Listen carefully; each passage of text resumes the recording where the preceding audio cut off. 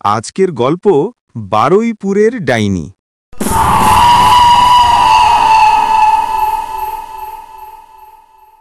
বারুইপুরের ছোট্ট একটা গ্রাম, চারপাশে ধানক্ষেত, বাঁশঝাড় আর মাঝখানে একটা পুকুর। দিনে সব শান্ত, কিন্তু সন্ধে নামলেই গ্রামটা যেন অন্য রূপ নেয়। কুকুরেরা হঠাৎ একসাথে হাউমাউ করে ওঠে, গাছের ডালে প্যাঁচা ডাকতে থাকে, আর হাওয়ার শব্দ যেন কানে কানে ফিসফিস করে। সেই সময়ে গ্রামের মানুষজন লক্ষ্য করল অদ্ভুত কিছু ঘটনা ঘটছে। প্রায় প্রতিদিন রাতেই কারো না কারো বাড়ির চালের ওপর পাথর পড়ছে, কারোর ঘরের হাঁড়ি পাতিল ভেঙে যাচ্ছে, আবার কারোর ঘরের দরজা ভেতর থেকে নিজে নিজে খুলে যাচ্ছে। সবচেয়ে ভয়ঙ্কর ব্যাপার হলো গ্রামের ছোট ছোট বাচ্চারা একে একে অসুস্থ হয়ে পড়ছে। কারো শরীরে অদ্ভুত নীল দাগ, কারো হঠাৎ শ্বাস বন্ধ হয়ে আসা। গ্রামবাসীদের মধ্যে ভয় ছড়িয়ে পড়ল। তারা ভাবতে লাগলো এটা নিশ্চয়ই কোনো অশরীরীর কাজ, অথবা কেউ কালা জাদু করছে। এই সময়ে গ্রামের এক যুবক রঘু, প্রায় 25 বছরের সাহসী ছেলে, প্রথম সন্দেহ প্রকাশ করল।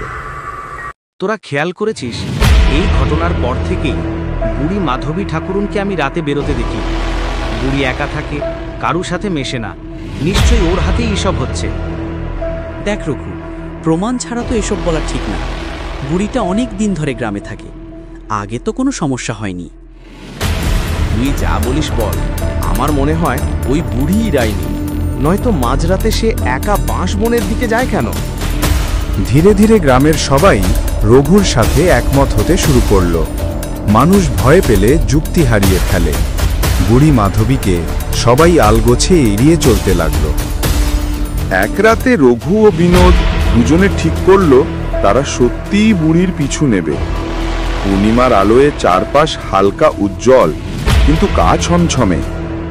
রাত 12টার সময় মাধবীকে দেখা গেল তার কুড়ে ঘর থেকে বেরোতে, হাতে লাঠি, কাঁধে একটা পুরনো কাপড়।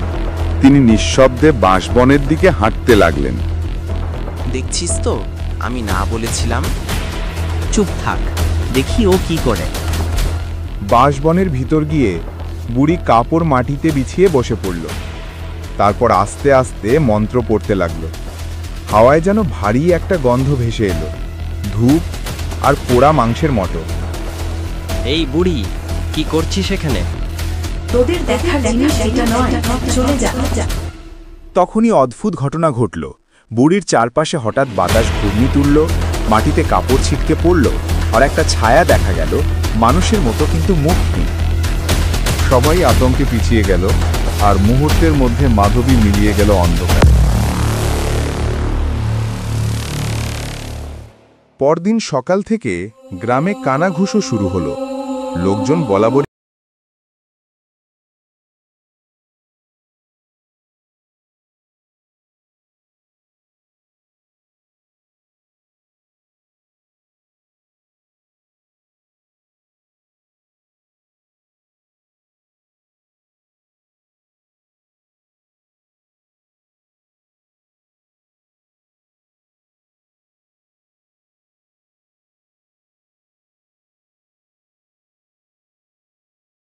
মতো ঠান্ডা, গলায় গ্রামের রাগ ফেটে পড়ল।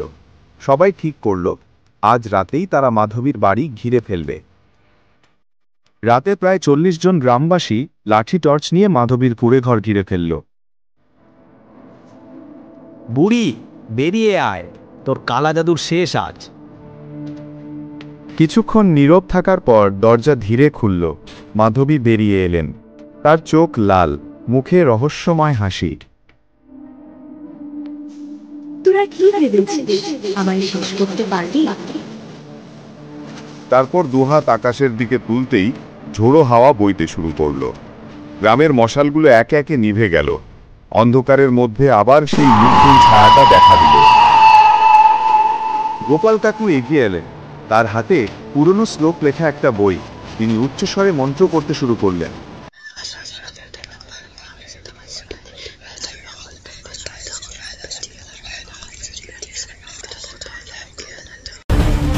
মুহূর্তের মধ্যে বাতাস থেমে গেল, ছায়াটা কেঁপে উঠল আর মিলিয়ে গেল। আমাকে কেউ বলছিল আমি কারো ক্ষতি করতে চাইনি, শুধু আমার শক্তি আমাকে ছাড়ছিল না। পরদিন ভোরে গ্রামবাসীরা দেখল মাধবীর কুঁড়ে ঘরটা ভস্ম হয়ে গেছে। এরপর থেকে গ্রামে আর অদ্ভুত ঘটনা ঘটেনি। তবে আজও গ্রামে অনেকে বলেন বাঁশবনের দিক দিয়ে রাতে গেলে হালকা কণ্ঠে মন্ত্রপাঠের মতো শব্দ শোনা যায়। কেউ বলে সেটা হাওয়া, আবার কেউ বিশ্বাস করে মাধবীর আত্মা এখনো ছায়ার আড়ালে ঘুরে বেড়ায়।